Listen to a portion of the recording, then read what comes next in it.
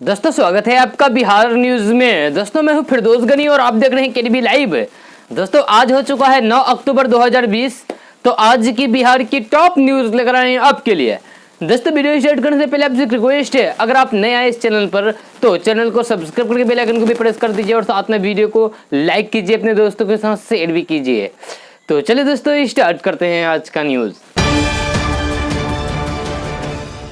बिहार में विधानसभा चुनाव होने वाला है।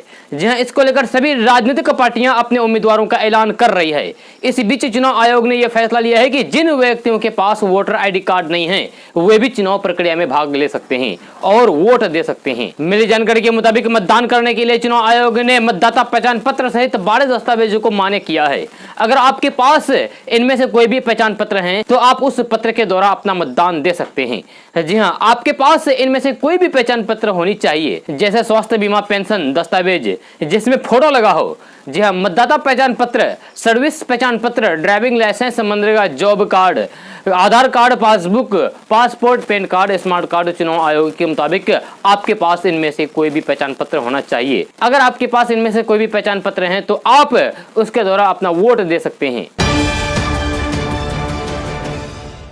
कोसी सीमांचल की राजनीति मोदी विरोधी की राजनीति को धार देती रही है। जी हां, 2014 के आम चुनाव में मोदी लहर को थामकर इस इलाके ने नए मजबूत राजनीतिक संदेश दिया था। इसे देखते हुए बिहार में महागठबंधन की नींव पड़ी थी और 2015 के विधानसभा चुनाव में एनडीए को उसका खामियाजा भुगतना पड़ा था। इस बार मोदी विरोधी की राजनीति को धार देने वाली समीकरण पूरी तरीके से उलझ चुका है। जी हाँ, किशनगंज जैसी अपनी परंपरागत सीट पर भी कांग्रेस चुनाव लड़ने के मोड में नहीं दिख रही है। कभी राजद को यह सीट देने की बात होती है तो कभी किसी बाहरी यानी कि बड़े नाम को मैदान में उतारने की चर्चा तेज हो जाती है। जी हां, अल्पसंख्यक बहुल सीटों पर ओवैसी जरूर मजबूत दस्तक दे रहे हैं। लोजपा के अलग अलग चुनाव लड़ने से एनडीए को भी कुछ न कुछ नुकसान होने की आशंका है। जी हां, 2014 के आम चुनाव में पूरा देश खासकर बिहार मोदी की लहर पर सवार हुआ था। सीमांचल ने मोदी की लहर को थामकर पूरे देश को अलग संदेश दिया था। जी हां, सीमांचल की राजनीति इस कदर करवट ली थी कि अररिया, पूर्णिया और कटिहार की सीट भी बचाने में भाजपा विफल हो गई। दूसरी तरफ सियासत का ऐसा ताना बना गया कि सीमांचल में किसी एक पार्टी या फिर गठबंधन तो नहीं बल्कि मोदी विरोधी में डटे अलग अलग पार्टियों के मजबूत प्रत्याशी को जनता ने भरपूर समर्थन दिया है। लिहाजा किशनगंज से कांग्रेस, कटिहार से एनसीपी, पूर्णिया से जेडीयू और अररिया से राजद के सांसद चुने गए। जी हां, यहीं से मोदी विरोधी का एजेंडा सेट हुआ जो देश भर में विपक्ष दलों को एकजुट करने का सूत्रधार बना। 2015 में भी इसी एजेंडे के तहत महागठबंधन ने कोसी सीमांचल में भाजपा को करारी शिकस्त दी थी। मुख्यमंत्री नीतीश कुमार की पार्टी जनता दल यूनाइटेड यानी कि जेडीयू ने मुजफ्फरपुर बालिका गृह कांड की आरोपी को टिकट देकर चौंकाने वाला काम किया है। जी हां, मुजफ्फरपुर बालिका गृह कांड में करीब 34 बच्चों के साथ गलत हुआ था। मुख्यमंत्री नीतीश कुमार ने पार्टी जनता दल यूनाइटेड ने 3 चरणों में होने वाले बिहार विधानसभा चुनाव के लिए अपने 115 उम्मीदवारों की लिस्ट जारी कर दी है। एनडीए में सीट बंटवारे के बाद जेडीयू को 122 सीटें मिली थी। जी हां, जेडीयू ने अपने खाते से 7 सीटें जीतन राम मांझी को दी है। इस तरह अब नीतीश कुमार की पार्टी के पास 115 सीटें बची हुई है। जदयू ने पूर्व मंत्री मंजू वर्मा को भी टिकट दे दिया है, जो कि 2018 में मुजफ्फरपुर बालिका गृह कांड की आरोपी है और जिन्हें पार्टी ने खुद निकाल दिया था। मंजू वर्मा को नीतीश कुमार की पार्टी से टिकट मिलना इसीलिए चौंकाने वाला है क्योंकि मुजफ्फरपुर बालिका गृह कांड के वक्त मंजू वर्मा समाज कल्याण विभाग की मंत्री थी, जिनके ऊपर आरोप है कि उनके नाक के नीचे बालिका गृह कांड घटित हुआ। नीतीश कुमार ने 2 चुनाव हारने के बाद राजनीति छोड़कर ठेकेदारी करने का मूड बनाया था। जी हां, वर्ष था 1977 के विधानसभा चुनाव के वक्त की। नालंदा जिले की हरनौत सीट से एक 26 साल का लड़का जनता पार्टी के टिकट पर पहली बार चुनाव लड़ रहा था। इस चुनाव में जनता पार्टी ने 214 सीटें जीती और 97 हारी। इन 97 हारी सीटों में से हरनौत सीट भी थी। जी हां, इस सीट से हारने वाले 26 साल के उस युवा नेता का नाम था नीतीश कुमार। जी हां, वही नीतीश कुमार को बाद में केंद्रीय मंत्री और फिर बिहार के मुख्यमंत्री बने। जी हां, नीतीश कुमार को बिहार चुनाव में जिससे हार मिली थी उसका नाम था भोला प्रसाद सिंह। नीतीश पहली हार को भूलकर 1980 में दोबारा इसी सीट से खड़े हुए, लेकिन इस बार जनता पार्टी सेक्युलर के टिकट पर जी हां, इस चुनाव में भी नीतीश कुमार को हार मिली। इस हार के बाद नीतीश इतने निराश हो गए कि उन्होंने राजनीति छोड़ने का मूड बना लिया। इसकी एक वजह यह भी थी कि नीतीश कुमार को यूनिवर्सिटी छोड़े 7 साल हो गए थे और शादी हुए भी काफी समय बीत चुका था, लेकिन इन तमाम सालों में वो एक पैसा घर पर नहीं लाए थे। जी हां, इन सबसे तंग आकर नीतीश कुमार राजनीति को छोड़कर एक सरकारी ठेकेदार बनना चाहते थे। वे कहते थे कि कुछ तो करें, ऐसे जीवन कैसे चलेगा। हालांकि वे ऐसा नहीं कर पाए। लगातार 2 चुनाव हारने के बाद नीतीश कुमार 1985 में तीसरी बार फिर से हरनौत से खड़े हुए, लेकिन इस बार लोक दल के उम्मीदवार के रूप में। इस चुनाव में नीतीश कुमार 21,000 से ज्यादा वोट से जीते थे। तब से लेकर आज तक नीतीश कुमार कभी भी पीछे मुड़कर नहीं देखा और आज तक आगे बढ़ता चला गया, जो आज बिहार के मुख्यमंत्री के रूप में मौजूद हैं। बिहार विधानसभा चुनाव के महज चंद दिन बचे हुए हैं। जी हां, एनडीए महागठबंधन समेत तमाम पार्टियां चुनाव प्रचार में लग गए हैं। बिहार में इस बार कई पार्टियां गठबंधन में चुनाव लड़ते नजर आ रहे हैं। इसी में एक नाम ग्रेड डेमोक्रेटिक सेक्युलर फ्रंट है। जी हां, इस गठबंधन में AIMIM, RLSP, Bahujan Samajwadi party, जनवादी पार्टी, सोशलिस्ट गठबंधन में शामिल हुए। एक न्यूज चैनल से एआईएमआईएम प्रमुख असदुद्दीन ओवैसी ने बातचीत में कहा कि हमारा गठबंधन सबसे मजबूत है। बिहार में सब डबल इंजन फेल हैं। ये एक प्राइमरी मिडिल सेंटर तक ही नहीं बल्कि किसी इंजन की हरकत में नहीं है। असदुद्दीन ओवैसी ने कहा कि बीएसपी भी हमारे साथ हैं। सिर्फ माई यानी कि एमवाई समीकरण नहीं बल्कि सब जातियों को लेकर आगे चलेंगे। बिहार के मुख्यमंत्री नीतीश कुमार ने विधानसभा चुनाव से पहले बिहार के लोगों को पत्र लिखकर संदेश दिया है। उन्होंने पत्र के जरिए 2005 से अब तक बिहार की सेवा करने का मौका देने के लिए लोगों को धन्यवाद देते हुए आगे सक्षम और स्वावलंबी बिहार बनाने का संकल्प दोहराया है। नीतीश कुमार ने कहा है कि हम लोगों ने समाज में अमन, चैन और भाईचारा का वातावरण बनाया, डर का माहौल खत्म हुआ और सभी क्षेत्र में विकास का मार्ग प्रशस्त हुआ। हमने शिक्षा, स्वास्थ्य के क्षेत्र पर विशेष ध्यान दिया है। छात्र छात्राओं को साइकिल, पोशाक, छात्रवृत्ति दी गई। अस्पताल में इलाज की बेहतर व्यवस्था की गई। उन्होंने सरकार की ओर से किए गए विकास कार्यों का उल्लेख करते हुए पत्र में लिखा है कि हमारी सरकार में हजारों सड़कों और पुलों का निर्माण किया गया। विकसित बिहार के साथ निश्चय के तहत हर घर में बिजली पहुंचा दिया गया। हर घर में शौचालय का काम हुआ। हर टोले तक संपर्क तक का काम लगभग पूर्ण हुआ। 83% घरों में पीने का पानी और अधिकांश घरों तक पक्की गली नालियां बन गई। बिहार विधानसभा चुनाव को लेकर एनडीए से अलग होने के बाद लोजपा अध्यक्ष चिराग पासवान के प्रधानमंत्री नरेंद्र मोदी संग तस्वीरें लगाने को लेकर बिहार बीजेपी ने लोजपा को हिदायत दी थी। जी हां, बिहार भाजपा की ओर से सुशील कुमार मोदी ने कहा था कि कोई भी गैर एनडीए दल प्रधानमंत्री नरेंद्र मोदी की फोटो का इस्तेमाल करता है तो वे शिकायत लेकर चुनाव आयोग को भी जा सकते हैं। लेकिन लोजपा ने साफ कहा है कि वे पीएम मोदी के नाम और तस्वीरों का इस्तेमाल करेगा। लोजपा प्रवक्ता संजय पासवान ने इस मामले को लेकर बड़ा बयान दिया है, जहां उन्होंने कहा है कि हम बिहार चुनाव में पीएम मोदी के फोटो का इस्तेमाल करेंगे। साथ ही ये भी कहा है कि बीजेपी गठबंधन में मानो ना मानो लेकिन हम उसके साथ हैं। चुनाव के बाद बिहार में बीजेपी की सरकार बनाएंगे। लोजपा ने संजय पासवान के बयान को लेकर आधिकारिक ट्विटर हैंडल से शेयर किया है। जी हाँ, संजय पासवान ने इसके साथ ही जदयू पर भी निशाना साधा है। उन्होंने कहा है कि जदयू के खिलाफ चुनाव लड़कर जदयू को हराएंगे। सरकार बनाने के बाद 7 निश्चय में भ्रष्टाचार करने वाले लोगों को जेल भेजेंगे। बिहार बोर्ड से पढ़ाई कर रहे मैट्रिक और इंटर के छात्रों को लेकर बड़ी खबर आ रही है। मिली जानकारी के मुताबिक बिहार बोर्ड ने 2021 में होने वाले मैट्रिक और इंटर परीक्षा का शेड्यूल जारी कर दिया है। छात्र आधिकारिक वेबसाइट पर जाकर इसे पढ़ सकते हैं।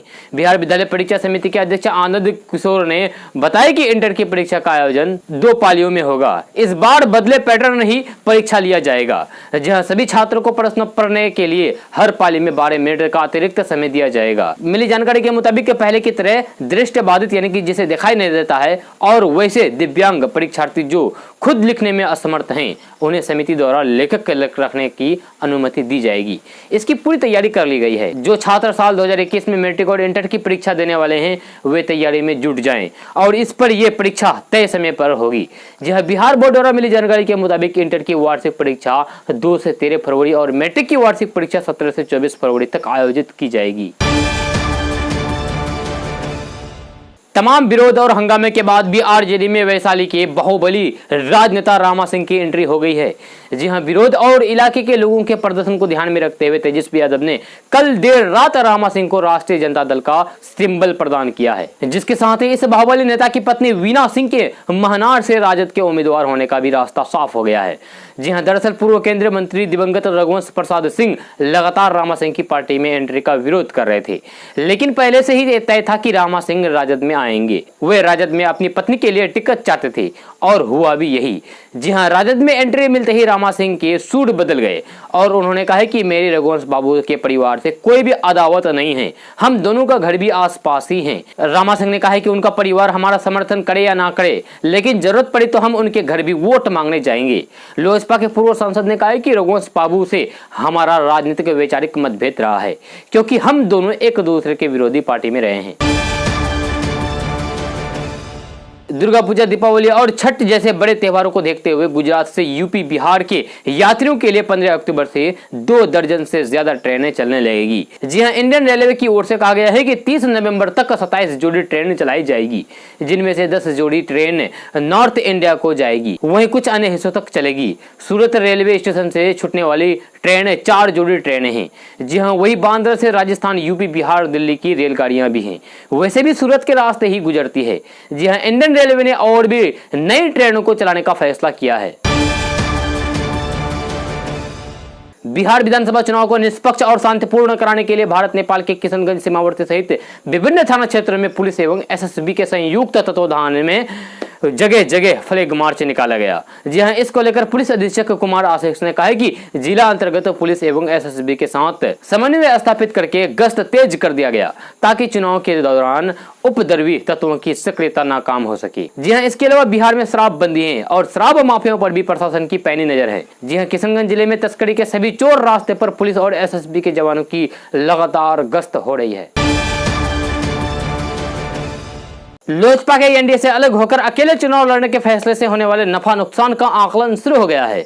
इस फैसले से लोजपा को कितना फायदा होगा, ये तो चुनाव नतीजे ही बताएंगे, मगर इतना जरूर साफ है कि लोजपा कई सीटों पर जदयू और महागठबंधन के प्रत्याशियों की चुनावी संभावनाओं को प्रभावित करेगी। जहां इसके साथ ही लोजपा ने दूसरे दलों के ऐसे बागियों को गले लगाना शुरू कर दिया है जो टिकट न मिलने की वजह से लोजपा की ओर आकर्षित हो रहे हैं। इसके साथ ही भाजपा के खिलाफ चुनाव न लड़ने की चिराग के ऐलान के बावजूद लोजपा ने एक सीट पर भाजपा के खिलाफ भी उम्मीदवार उतार दिया है। लोजपा के मुखिया चिराग पासवान ने ऐलान किया है कि पार्टी जदयू कोटे की सभी 122 सीटों पर अपने उम्मीदवार उतारेगी।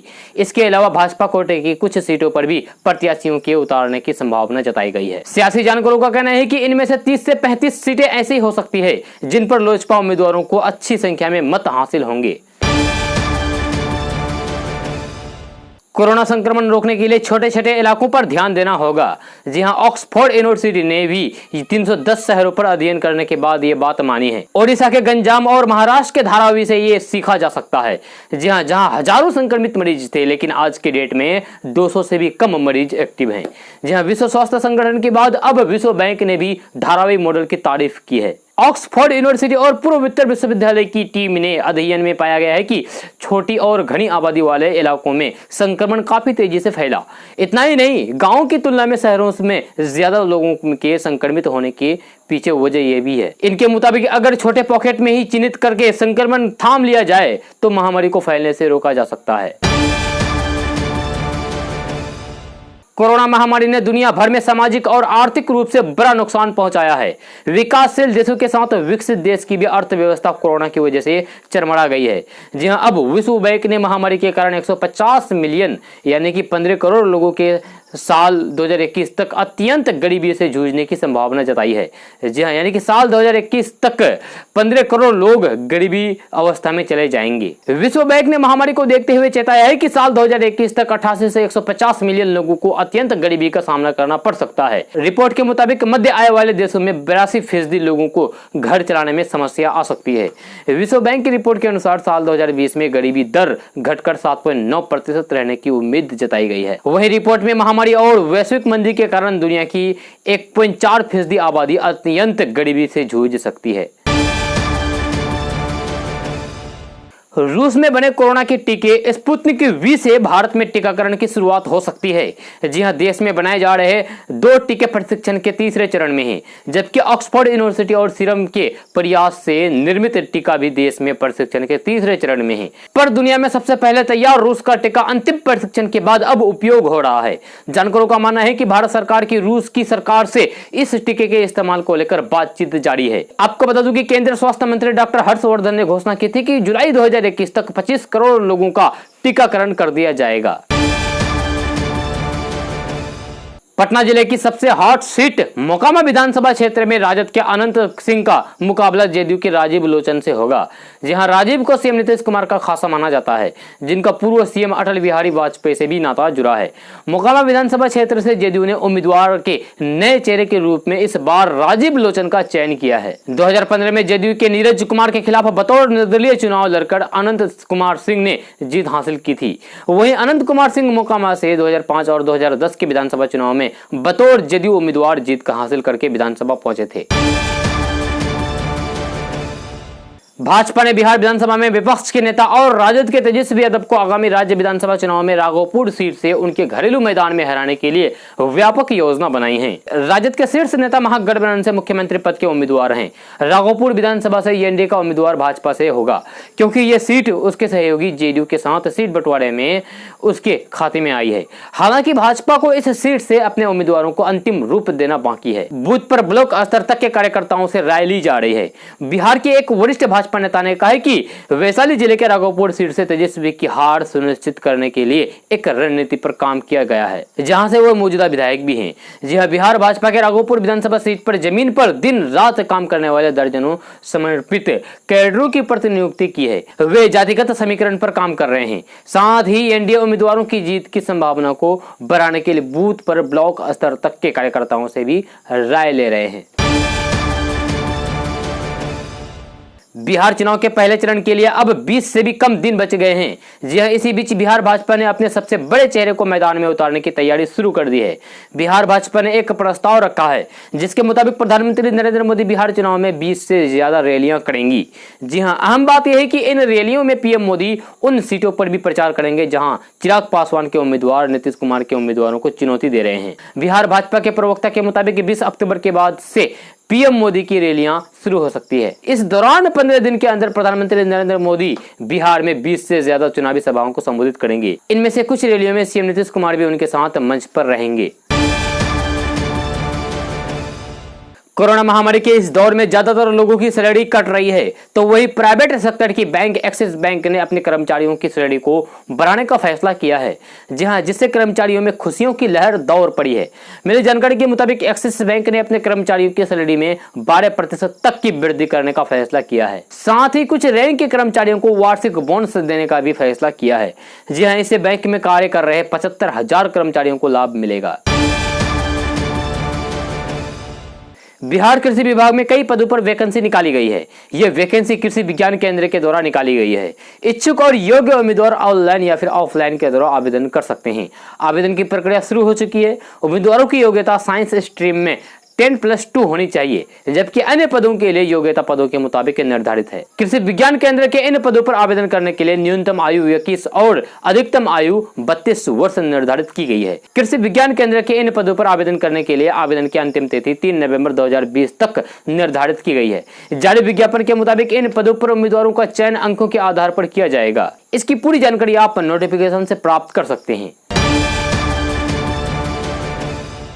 बिहार में विधानसभा चुनाव को लेकर राजधानी पटना समेत पूरे बिहार में पुलिस प्रशासन मुस्तैद है और पैसों के मिलने का सिलसिला जारी है। इसी क्रम में हाजीपुर में नाकेबंदी और जांच के दौरान पुलिस ने एक गाड़ी से सिक्कों से भरी 8 बोरियां बरामद की गई है। दरअसल बिहार में चुनाव है और नियम के तहत एक साथ भारी कैश ले जाने को लेकर पाबंदी लगी हुई है। चुनाव में वोटरों को लुभाने और चुनाव को प्रभावित करने में अवैध लाखों करोड़ रुपए खर्च किए जाते हैं, लेकिन इतनी बड़ी मात्रा में सिक्कों के पकड़े जाने से लोग हैरत में हैं। हाजीपुर नगर थाना की पुलिस ने सोनपुर पुल के पास नाकेबंदी कर रखी थी। जांच के दौरान पुलिस ने एक गाड़ी को रोका तो गाड़ी में सिक्कों से भरी बोरियां मिली। जांच के दौरान सिक्कों के साथ 2.5 लाख कैश भी बरामद हुआ।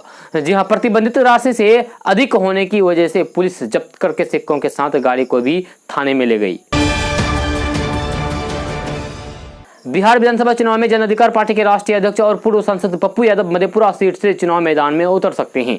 जी हां, सोशल मीडिया पर इसको लेकर पार्टी कार्यकर्ताओं की ओर से तमाम पोस्ट भी डाले जा रहे हैं। पार्टी सूत्रों से भी पूर्व सांसद पप्पू यादव के मधेपुरा से चुनाव लड़ने में संकेत मिल रहे हैं। बिहार विधानसभा चुनाव को लेकर सभी दलों ने लगभग अपने प्रत्याशियों की सूची जारी कर दी है। अब जोर शोर से प्रचार और रैलियों का दौर भी शुरू हो जाएगा। जी हां, वहीं बिहार चुनाव के प्रचार में स्टार प्रचारकों की लिस्ट भी बन गई है। बिहार चुनाव को लेकर राहुल गांधी बिहार में 6 रैलियां कर सकते हैं। मिली जानकारी के अनुसार हर चरण में राहुल गांधी की 2 सभाएं होंगी। सिंबल बांटने की प्रक्रिया पूरी होने के बाद पार्टी तारीखों का ऐलान करेगी। आलाकमान ने बिहार कांग्रेस के प्रस्ताव को मंजूरी कर लिया है। जी हां, साथ ही कयास लगाए जा रहे हैं कि प्रियंका गांधी भी चुनाव प्रचार के लिए कुछ रैलियां कर सकती है। हालांकि इसकी पूरी जानकारी ये भी सामने आनी बाकी है। उम्मीद की जा रही है कि तेजस्वी यादव इस बार राहुल गांधी के साथ मंच साझा कर सकते हैं।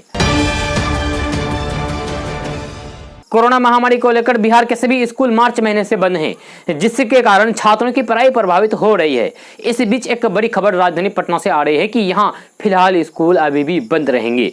जी हां, क्योंकि अक्टूबर में स्कूल खोलने पर ज्यादा स्कूल राजी नहीं है।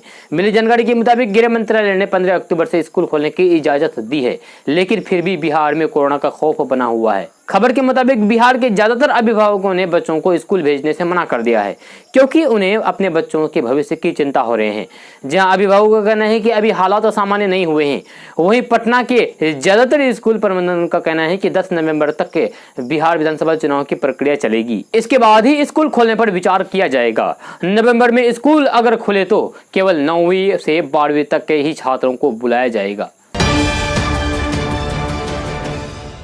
बिहार में ग्रैंड डेमोक्रेटिक सेक्युलर फ्रंट नाम से नया गठबंधन बना है।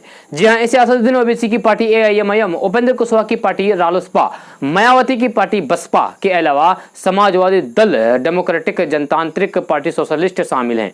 जी हां, नए अलायंस ने उपेंद्र कुशवाहा को अपना नया नेता घोषित कर दिया है और कुशवाहा के नेतृत्व में यह फ्रंट चुनाव लड़ेगा। उपेंद्र कुशवाहा को इस ग्रांड अलायंस का सीएम उम्मीदवार घोषित किया गया है। इस गठबंधन के संयुक्त प्रेस कॉन्फ्रेंस में उपेंद्र कुशवाहा, असदुद्दीन ओवैसी, देवेंद्र यादव मौजूद रहे। जहां उपेंद्र कुशवाहा ने इस दौरान घोषणा की है कि फ्रंट के संयोजक देवेंद्र यादव होंगे और सभी एक साथ बिहार में चुनाव लड़ेंगे। बिहार सरकार में पथ निर्माण मंत्री एवं भाजपा नेता नंदकिशोर यादव ने ट्वीट करके लोगों से कोरोना महामारी को लेकर जागरूक किया है। जहां भाजपा नेता नंदकिशोर यादव ने कहा है कि सरकार की तत्परता और आम लोगों की सतर्कता से कोरोना अब हार मान चुकी है। वहीं उन्होंने कहा है कि हमें इस अदृष्ट शत्रु कोरोना से अभी भी सतर्क रहना है। भाजपा नेता नंदकिशोर यादव ने कहा है कि सर्दियों में कोरोना कहीं फिर एक बार अपना कारनामा ना दिखा दे। नंदकिशोर यादव इसको लेकर दूसरों को सलाह दी है कि इसके लिए अपनी और दूसरी की सुरक्षा और बचाव पर खास ध्यान रखना होगा। बिहार विधानसभा चुनाव को लेकर सियासी माहौल गरमाया हुआ है। इस चुनाव में एनडीए और महागठबंधन के बीच कड़ा मुकाबला है। नीतीश कुमार के नेतृत्व में एनडीए चुनाव लड़ेगी। हालांकि विकास, कोरोना महामारी और बाढ़ जैसे मुद्दे नीतीश कुमार की छवि पर नकारात्मक असर डाल सकते हैं।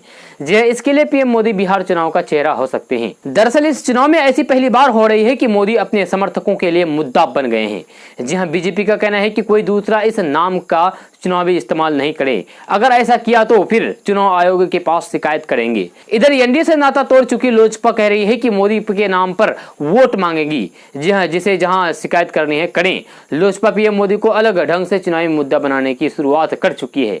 लोजपा ने तय किया है कि वे एनडीए में रहते हुए दूसरे घटक दल जेडीयू का विरोध करेंगी। लोजपा ने नारा दिया है कि मोदी से बैर नहीं, नीतीश तेरी खैर नहीं। दोस्तों आज का न्यूज़ बस यहाँ तक। कैसा लगा जरूर अपना सुझाव दीजिएगा नीचे कमेंट बॉक्स में कमेंट करके। अगर आप नए आए इस चैनल पर तो चैनल को सब्सक्राइब करके बेल आइकन को भी प्रेस कर दीजिए और साथ में वीडियो को लाइक कीजिए, अपने दोस्तों के साथ शेयर भी कीजिए। तो चलिए दोस्तों फिर मिलते हैं अगली वीडियो में।